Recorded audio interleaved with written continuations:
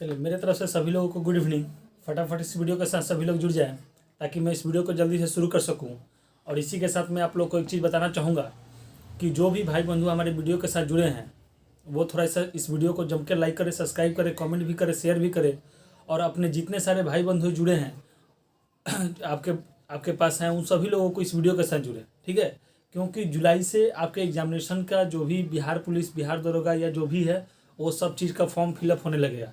तो मैं चाहता हूं कि आपसे लेट ना हो जाए और आप जब तक एग्ज़ाम हो तो आपका सिलेबस कंप्लीट रहे। इसीलिए मैं आपसे हमेशा बोलता हूं कि जो भी भाई बंधु हैं सभी लोग एक इस वीडियो के साथ जुड़े, ठीक है। तो चलिए हम लोग फटाफट स्टार्ट करते हैं, ठीक है। हम लोगों ने क्या देखा था, जैन धर्म, ठीक है। तो हम लोग थोड़ा सा जैन धर्म, ठीक है, जैन धर्म के बारे में हम लोग देखे थे। एक चीज और, जो कुछ ऐसे लड़के होते हैं जिनको पढ़ना लिखना नहीं रहता है, वो इस प्लेटफॉर्म पे जुड़ जाते हैं और झूठ का बकवास करते हैं, ठीक है। तो उन लोगों से मुझे कोई लेना देना नहीं है, लेकिन जो पढ़ने वाले हैं, जिनको मतलब कि नॉलेज चाहिए या एग्जामिनेशन में रिजल्ट चाहिए, वो यहाँ पे रहे और उनसे मुझे मतलब भी है, ठीक है। तो देखिए, अब उनको क्या कि आपने ऐसे क्यों लिख दिया, ठीक से क्यों नहीं लिख रहे हैं। अरे मैं बोल तो रहा हूँ जैन धर्म, तो आप नहीं जानते कि धर्म कैसे लिखा जाता है। तो आप लोग इस चीज़ पे ना जाए, ठीक है, लिखावट पे ना जाए, आप मुंह से पढ़ रहे हैं, बोल रहे हैं, वो चीज़ देखें, ठीक है। तो सबसे पहला क्या है कि जैन धर्म में मैंने बताया था कि प्रथम तीर्थंकर के बारे में बताया था। तो आप लोग जल्दी जल्दी फटाफट रिकॉल कर ले, ठीक है। ऋषभ देव, ठीक है, प्रथम तीर्थंकर कौन थे, ऋषभ देव, ठीक है। ऋषभ देव थे, ये प्रथम तीर्थंकर थे। इसके बाद मैंने आपको 23वें तीर्थंकर के बारे में बताया था, पार्श्वनाथ, ठीक है। पार्श्वनाथ ये 23वें तीर्थंकर थे, ठीक है। इसके बाद मैंने आपको 24वें तीर्थंकर के बारे में बताया था। पार्श्वनाथ के बारे में मैंने आपको कुछ बताया था कि ये चतुरायन धर्म के बारे में इन्होंने बताया था कि झूठ नहीं बोलना है, चोरी नहीं करना है, धन संग्रह नहीं करना है, ठीक है। इसके बाद हिंसा नहीं करना है, ठीक है। ये चीज़ मैंने आपके इनके बारे में बताया था। ये सवाल हमेशा पूछता है, ठीक है, कि 23वें तीर्थंकर कौन थे, पार्श्वनाथ थे। चतुरायन धर्म किसने दिया था, तो इन्होंने ही दिया था, ठीक है। चलिए, इसके बाद पार्श्वनाथ को ज्ञान की प्राप्ति में बताया था कि झारखंड में हुआ था, ठीक है। और कौन से समेदिक पर्वत पे हुआ था, ठीक है, जिसके कारण झारखंड के ऊंची चोटी का नाम उस पर्वत के ऊंचे चोटी का नाम इन्हीं के नाम पे आपको रख दिया गया। इसके बाद मैंने आपको बताया था स्वामी महावीर, ठीक है, महावीर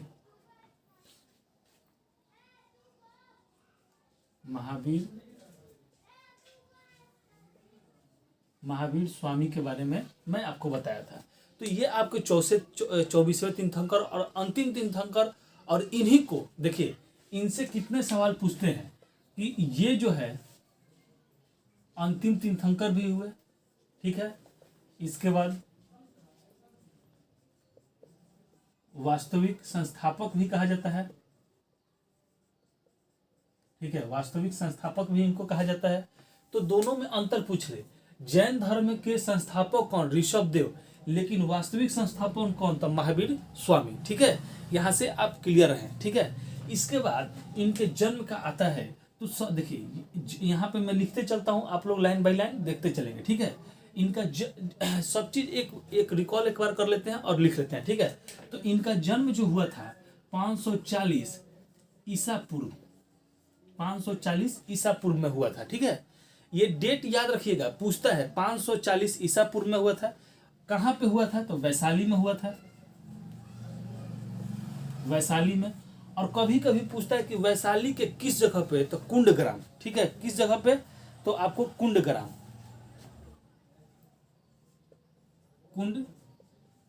जगह पे, ठीक है। ये इनके जन्म से जो भी चीज है आपका ये हो गया, ठीक है। इसके बाद आते हैं शुरू से, ठीक है, कि इनके पिता का नाम क्या था, पिता का नाम, ठीक है। तो मैंने कल भी बताया था आपको, पिता का नाम इनका क्या था, तो पिता का नाम सिद्धार्थ था, ठीक है, सिद्धार्थ था। कभी कभी पूछता है कि इनके पिता किस कुल से थे, ठीक है। तो किस कुल से थे, माता का भी पूछता है और पिता का भी पूछता है, ठीक है। या कुल, ठीक है। और माता का नाम लिखे त्रिशला, माता कौन थी, त्रिशला, माता का नाम त्रिशला, ठीक है। इनका भी आपसे कभी कभी पूछता है कि यह किसी लिच्छवी नरेश, किस लिच्छवी नरेश, ठीक है, लिच्छवी नरेश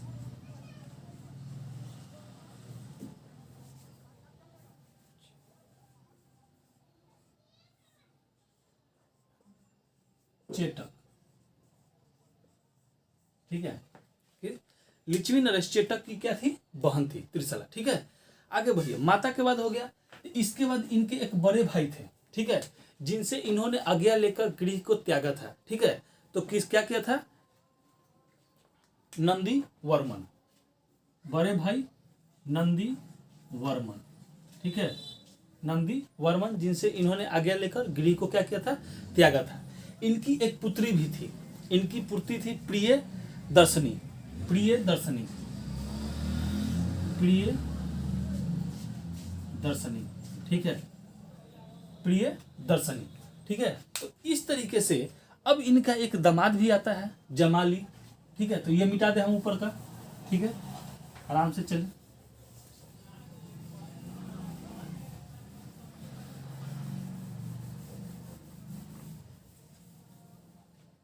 अब इनका इनका दामाद कौन था, तो जमाली, जमाली था, ठीक है।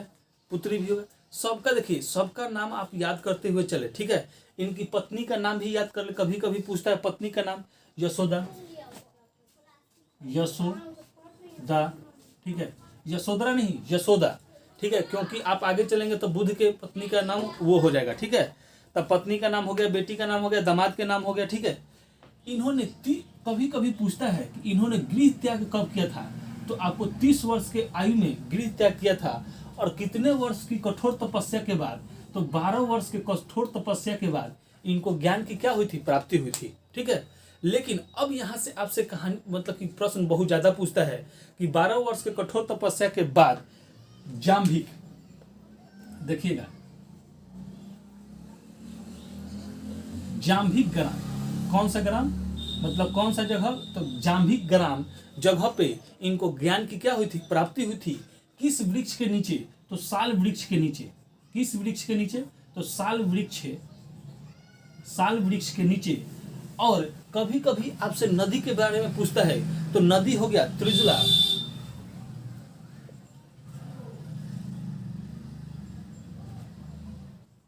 पालिका, त्रिजु पालिका आपका क्या हो गया, नदी हो गया, ठीक है।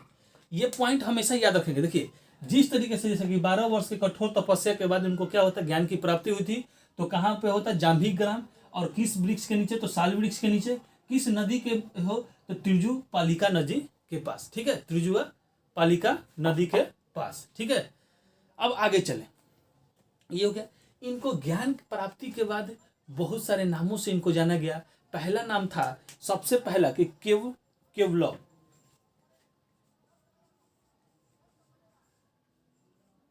ठीक है, ये नाम हमेशा याद रखिएगा।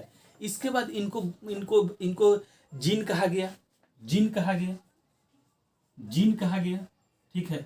इसके बाद आपको कहा गया निग्रोथ कहा गया, निग्रोथ कहा गया। अब देखिए कभी कभी पूछता है, ठीक है, कि जीन का अर्थ क्या होता है, कभी कभी आपसे पूछता है कि जीन का अर्थ क्या होता है। तो जीन का अर्थ क्या होता है, तो जीन का अर्थ होता है विजेता, क्या होता है, विजेता। और निग्रोथ का मतलब क्या होता है कि सारे मतलब कि मोह माया से त्याग, मतलब कि सारे बंधनों से मुक्त, ठीक है, यानी कि वचन से मुक्त, वचन से मुक्त। इसका रीजन भी था, अगर वचन से मुक्त आप नहीं हो पाएंगे तो आप सुटेबल डिसीजन नहीं ले सकते हैं। जैसे कहने का मतलब कि आज आप घर परिवार गृहस्थी में अगर इन्वॉल्व हैं तो आप देखेंगे कि आपके कभी, जैसे माता होती है वो अपने बच्चे से बहुत प्यार करती है, तो अपने बच्चे को छोटा मोटा गलती को क्या करती है, वो माफ कर देती है, ठीक है। तो वही चीज होता है। तो इनको निग्रोथ भी कहा गया, जिसका कि वचन से वो मुक्त थे, ठीक है, मुक्त लिख लीजिए यहाँ, मुक्त थे, ठीक है, आराम से समझते हैं। इसके बाद सबसे जरूरी चीज कि इन्होंने पहला उपदेश, देखिए अब यहाँ एक एक पॉइंट को जो हम एक्सप्लेन कर रहे हैं, बता रहे हैं, वो सब आपके लिए क्वेश्चन है। ये पहला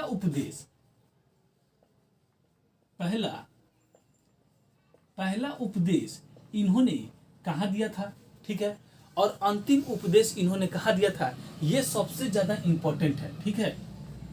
राजगीर पहला दिया था, और अंतिम उपदेश इन्होंने कहाँ दिया था, तो अंतिम उपदेश इन्होंने पावापुरी में दिया था, पावापुरी, ठीक है, कहाँ दिया था, तो पावापुरी में दिया था। ये अपना उपदेश किस भाषा में देते थे, तो ये अपना उपदेश प्राकृतिक भाषा में दिया करते थे। किस में? प्राकृतिक भाषा में। तो उपदेश का भाषा क्या था, भाषा आपका प्राकृत था, ठीक है, किस भाषा में। ये सब सवाल पूछा जाता है, प्रीवियस पेपर उठा के देखेंगे तो आपको ये सब सवाल आपको मिलेगा, ठीक है। तो यहाँ से आपको कंफ्यूजन एराइज नहीं होना है। इसके बाद मैंने बता दिया था कि पंचायन धर्म का भी चर्चा इन्होंने ही किया था। बस जो पार्श्वनाथ ने चतुरायन दिया था उसी में इन्होंने एक जोड़ के पचरायन कर दिया, जिसमें ब्रह्मचार्य को इन्होंने जोड़ दिया, और उसका रीजन मैंने आपको बताया था कि कैसे कैसे वो चीज होता है, ठीक है। इसके बाद इन्होंने त्रिरत्न दिया, त्रिरत्न, ठीक है। त्रिरत्न का उपदेश मतलब कि दिया है। तो सबसे पहला इन्होंने दिया है सम्यक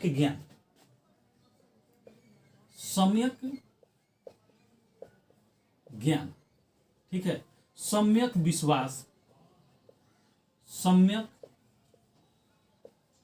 ठीक है। देखिए आराम से इस चीज को एकदम समझते चले, सम्यक ज्ञान, सम्यक विश्वास, सम्यक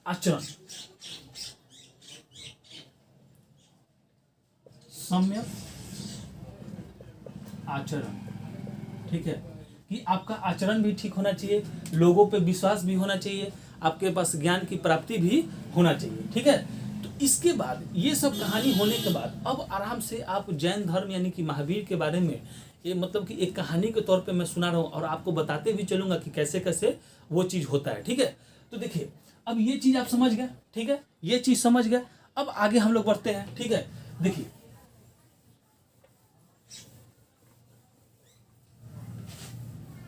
सबसे पहले तो जो महावीर स्वामी थे वो ईश्वर पे विश्वास नहीं करते थे, ठीक है।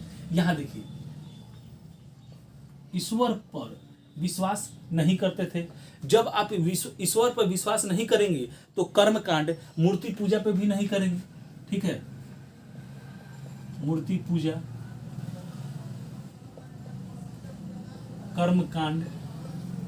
कर्मकांड पे भी आप क्या करेंगे, विश्वास नहीं करेंगे, ठीक है। अब ये सब होने के बाद वो कहते थे कि देखिए कोई भी ईश्वर नहीं होता है, और ये मूर्ति पूजा वगैरह भी ये नहीं मानते थे, ठीक है। और सबसे बड़ी तो जब ये सब चीज नहीं होगा तो कर्म कांड पर भी उनका विश्वास नहीं था। तो पूछता है कभी कभी कि निम्नलिखित में से कौन सा ऐसा है जो कि बौद्ध धर्म और जैन धर्म को अलग मतलब कि डिफरेंस करता है, ठीक है। तो वहां भी आप देखेंगे आगे जब हम बौद्ध धर्म पढ़ाएंगे तो उसमें आपको बताएंगे। लेकिन पूर्ण जो जन्म होता था उस पर ये विश्वास करते थे, लेकिन उसको ये मानते नहीं थे, ठीक है। क्योंकि उसके पीछे रीजन ये था कि वो कहते थे कि पूर्ण जन्म के बाद आत्मा हमारी फिर से जन्म लेगी और यही हमारी कष्ट को झेलेगी। इससे अच्छा है कि आत्मा को इतना कष्ट अभी ही दे दिया जाए कि वो दोबारा जन्म ना ले, ठीक है। तो इसीलिए वो पूर्ण जन्म की बात करते थे, लेकिन उस पर वो विश्वास नहीं करते थे। ये चीज आप याद रखिएगा, ठीक है। पूर्ण जन्म, ठीक है,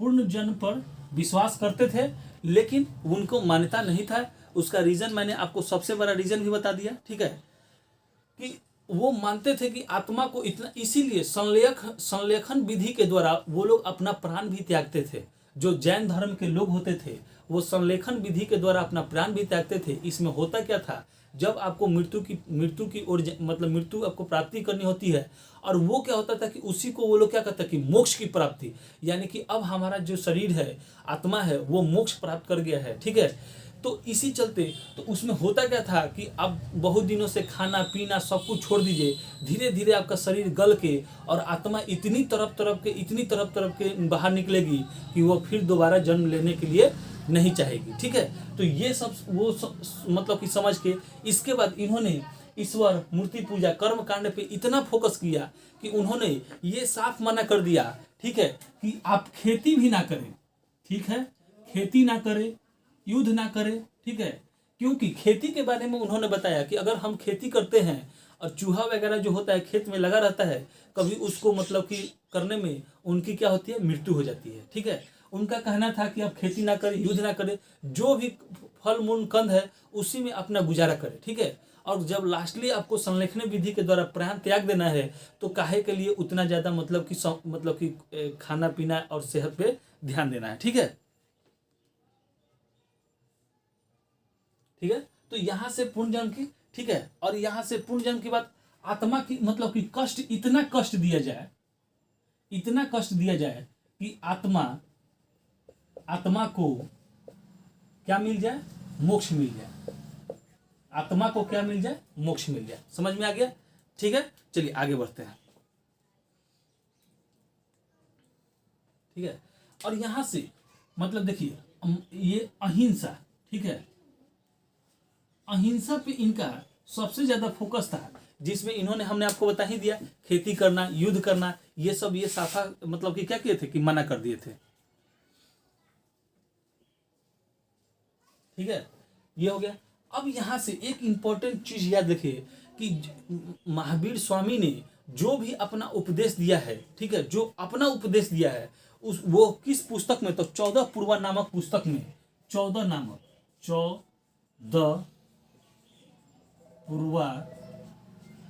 पूर्वा नामक पुस्तक में संग्रहित है। किसमें? 14 नामक पूर्वक। ये इंपॉर्टेंट है, इसमें आप स्टार मार के लिख ले कि ये क्वेश्चन हमेशा पूछता है कि किस धर्म से 14 पूर्वा पुस्तक बिलोंग करता है, तो आपको जैन धर्म से करता है। इसमें महावीर स्वामी का उनका सारा उपदेश इसी में संग्रहित है। ये जिस तरीके भी से सवाल बनाए आपको समझ जाना चाहिए। ठीक है, और सबसे प्राचीन पुस्तक भी है। ठीक है, जैन धर्म का सबसे प्राचीन ये पुस्तक भी है। ठीक है, जैन धर्म का सबसे प्राचीन ये पुस्तक भी है, 14 पूर्वा। तो आपसे जिस तरीके से सवाल पूछे, आपको सवाल अब छोड़ के नहीं आना है। जैन धर्म के बारे में अभी और पढ़ेंगे, आगे भी चलेंगे, लेकिन ये देखिए, अगर ये सबसे इंपॉर्टेंट चीज होता है और ये इसमें मतलब कि आपको बताया जाता है, ठीक है, कि जैन धर्म के सबसे प्राचीन पुस्तक कौन सा है, तो 14 पूर्वा है।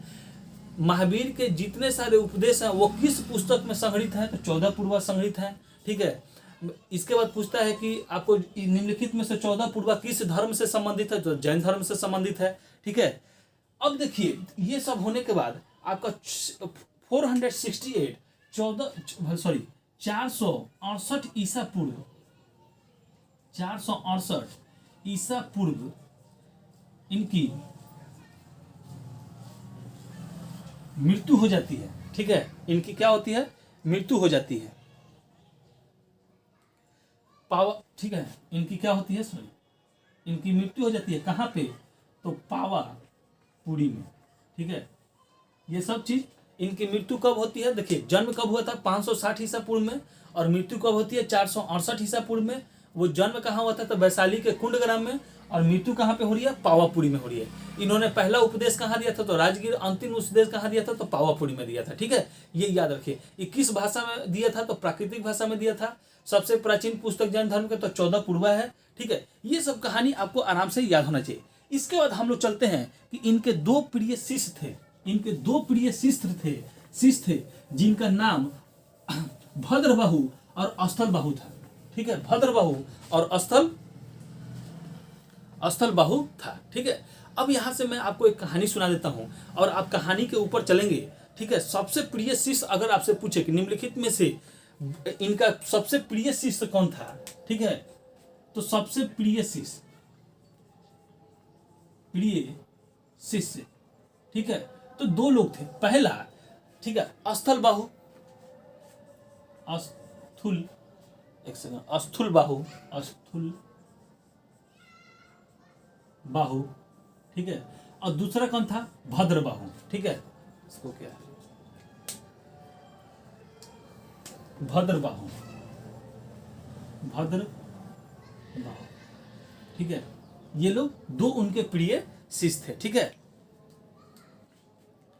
अब यहां से देखिए, तो मौर्य काल में एक बार बहुत भयानक अकाल पड़ा, ठीक है। वो अकाल आपको 12 वर्ष के लिए था। कितने वर्ष के लिए था? 12 वर्ष के लिए अकाल पड़ा, अकाल पड़ा, ठीक है। मौर्य काल के समय, ठीक है। किस काल के समय? मौर्य काल के समय, ठीक है। जो 12 वर्ष का एक भीषण अकाल पड़ा, जिसमें भद्रबाहु जो था अपने अनुयायियों के साथ वो कर्नाटक चला गया। कहाँ चला गया? कर्नाटक चला गया। भद्रबाहु जो था, भद्रबाहु, ठीक है, भद्रबाहु अपने अनुयायियों के साथ कहाँ चला गया? तो कर्नाटक चला गया,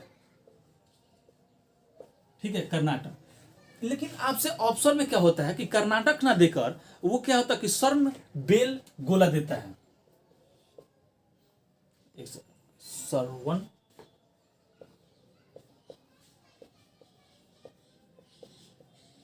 ये जगह का नाम देता है।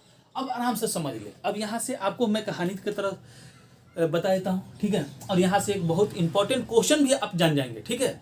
तो देखिए, आपसे पूछता है कि मौर्य काल के समय जैन धर्म का कौन सा अनुयायी या महावीर के कौन सा प्रिय शिष्य अकाल के समय मतलब कि मौर्य काल को छोड़ के चला गया था। तो भद्रबाहु जो था वो 12 साल के अकाल पड़ने के कारण वो क्या हुआ कि अपने अनुयायियों के लेकर वहां से कर्नाटक की ओर चल दिया। और कर्नाटक के किस जगह पे? तो सन बेलगोला जगह पे। आपको ये नाम याद रखना है, ये हमेशा पूछता है, ठीक है, कि भद्रबाहु कहाँ चला गया? तो सन बेलगोला या कर्नाटक चला गया, ठीक है। इसके साथ साथ वहां का जो राजा था चंद्रगुप्त मौर्य, याद रखिए कौन? चंद्रगुप्त मौर्य भी भद्रबाहु के साथ क्या किया? कर्नाटक की ओर चला गया। और वहीं पे वह अपने लास्ट में ये पूछता है कि मौर्य काल का वह राजा कौन था जिसने अपने अंतिम समय में जैन धर्म को अपना लिया था। तो चंद्रगुप्त मौर्य ही था जो अपने अंतिम समय में जैन धर्म को क्या किया था? अपना लिया था। और उसी के कारण संलेखना विधि देखिए कौन? चंद्रगुप्त मौर्य, चंद्रगुप्त मौर्य, ठीक है। मौर्य अंतिम समय में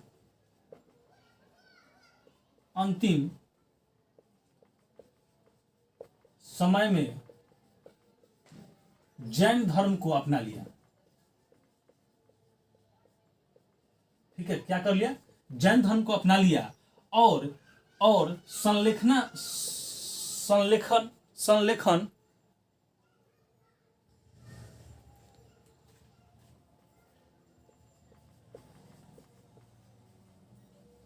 संलेखन विधि के द्वारा, ठीक है, प्राण त्याग दिया। क्या कर दिया? संलेखन विधि के द्वारा इसने अपना प्राण त्याग दिया, क्योंकि ये जैन धर्म का अनुयायी हो चुका था। तो जैन धर्म में क्या था? संलेखना विधि के द्वारा अपना प्राण त्याग देना है। और संलेखना विधि क्या होता है कि आपको खाना पीना कुछ नहीं है, धीरे धीरे अपने शरीर को क्या करना है? गलाते बिना खाए पिए आपको प्राण को त्याग देना है। लेकिन जब ये क्या हुआ कि अकाल जब खत्म हुई, मौर्य काल में जब अकाल खत्म हुई, तो ये भद्रबाहु फिर से वहां पे पहुंच गया, ठीक है। जिसके कारण स्थलबाहु और भद्रबाहु में क्या हुआ कि दोनों में मतलब कि क्या होता है कि झगड़ा हो गया। मान लीजिए झगड़ा हो गया। झगड़ा होने का रीजन भी था, क्यों नहीं हो? क्योंकि जब उस परिस्थिति में, अकाल के परिस्थिति में आप हमको छोड़ के चले गए, हमने यहाँ पे अपने अनुयायियों के साथ इस परिस्थिति को झेला है। और जब ये अच्छा हुआ तो फिर से आप क्या हुआ कि यहाँ पे आ गए, ठीक है, ठीक है, ठीक है। अब देखिए, अब क्या है कि सबसे अच्छा चीज क्या है कि देखिए स्थलबाहु और भद्रबाहु, ठीक है। यहां से पूछता है कि स्थल बाहु जो के अनुयायी को क्या कहते हैं, ठीक है। तो इसके नेतृत्व में निवस्त्र मतलब कि लंगे लोग रहते थे, जिन्हें दिगंबर कहा गया, ठीक है। क्या कहा गया? भद्रबाहु के क्या कहा गया? भद्रबाहु के अनुयायी को क्या कहा गया? तो निर्वस्त्र रहते थे, जिसके कारण उनको दिगंबर कहा गया। क्या कहा गया? दिगंबर, दिगंबर, ठीक है। ये क्या रहते थे? बिना कपड़ा के रहते थे, निर्वस्त्र, ठीक है, निर्वस्त्र रहते थे, ठीक है। क्या करते थे? निर्वस्त्र। और जो स्थलबाहु थे इसको श्वेतंबर कहा गया। क्या कहा गया? श्वेतंबर कहा गया, ठीक है।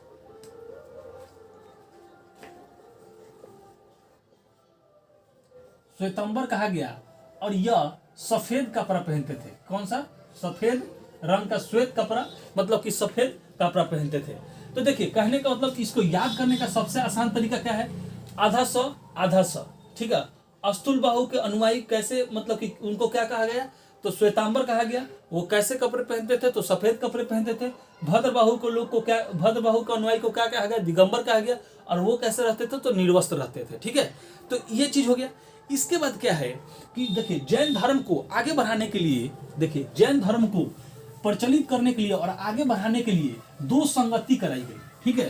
दो संगति कराई गई, ठीक है। मात्र दो ही संगति कराई गई। और आगे चल के जब आप बीपीएससी वगैरह चाहे यूपीएससी वगैरह के एग्जाम देते हैं, जब लिखने को आता है तो ये सब पॉइंट आपको मतलब कि लिखावट को बहुत सुंदर बना देती है, ठीक है।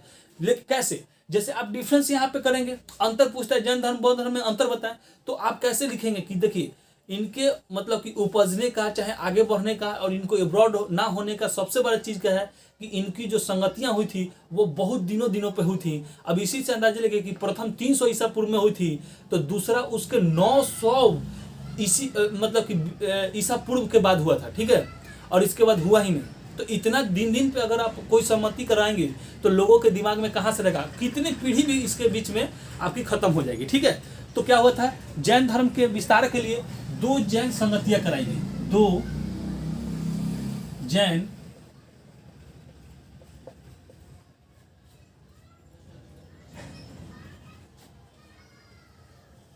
जैन संगतियां कराई गई। पहला जो था 300 ईसा पूर्व में करवाया गया था। और कहाँ करवाया गया था? तो ये आपको पाटलिपुत्रा में करवाया गया था। कहाँ? पाटलिपुत्र में करवाया गया था। और इसके अध्यक्ष, स्वयं इसके अध्यक्ष कौन थे? तो अस्थल बाहु थे। इसके अध्यक्ष कौन थे? तो अस्थुल बाहु। कौन थे? अस्थुल बाहु थे। और दूसरा जो संगति कराया गया था छठी शताब्दी में करवाया गया था, ठीक है। किसमें? छठी शताब्दी में करवाया गया था। और ये कहाँ करवाया गया था? छठी वल्लभी, गुजरात। वल्लभी, ठीक है, वल्लभी में करवाया गया था, ठीक है। और इसके अध्यक्ष कौन थे? तो इसके अध्यक्ष थे देवधी शर्मन,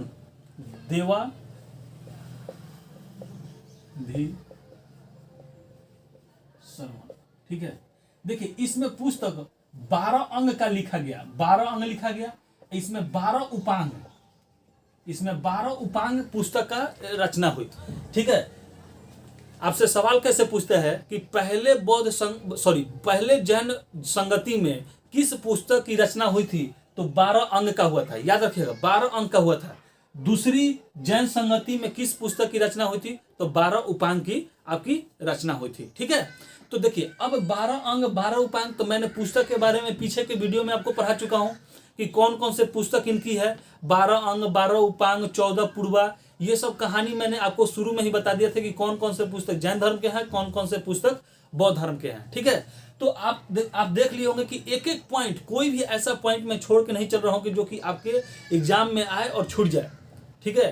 तो इसलिए आप लोग से मैं हमेशा कहता हूं कि जब भी देखिए, यही कारण है कि मैं आपको कहानी की तरह हिस्ट्री को सुना के चल रहा हूं और बताते हुए चल रहा हूं कि आपके दिमाग में ये चीज छपते जाए। जैसे कहने का मतलब कि ज्ञान की प्राप्ति, तो 30 वर्ष की अवस्था में उन्होंने घर त्यागा। 12 वर्ष की कठोर तपस्या करने के बाद उनको कौन सी, तो जाम्भी ग्राम में उनको ज्ञान की प्राप्ति हुई, ठीक है। ज्ञान प्राप्त करने के बाद उनको केवलव कहा गया, जिन कहा गया, निग्रथ कहा गया। उसका अर्थ भी पूछता है कि जिन का मतलब क्या होता है, तो विजेता, और निग्रथ का मतलब क्या होता है कि वचन मुक्त हो जाता है, ठीक है। किस नदी पे हुआ था, किस साल वृक्ष के नीचे हुआ था, सब मैं ऐसे कहानी की तरह आपको प्रॉपर लेके चल रहा हूँ, ठीक है। तो आपसे एक चीज है कि थोड़ा सा इस वीडियो को जम के लाइक करें, सब्सक्राइब भी करें, कमेंट भी करें, शेयर भी करें। आपके लिए इतनी मेहनत की जा रही है तो आप भी थोड़ा सा अपने तरफ से एफर्ट लगाएं, ठीक है। तो चलिए हमारे वीडियो के साथ जो भी भाई बंधु जुड़े हैं उनको बहुत बहुत धन्यवाद।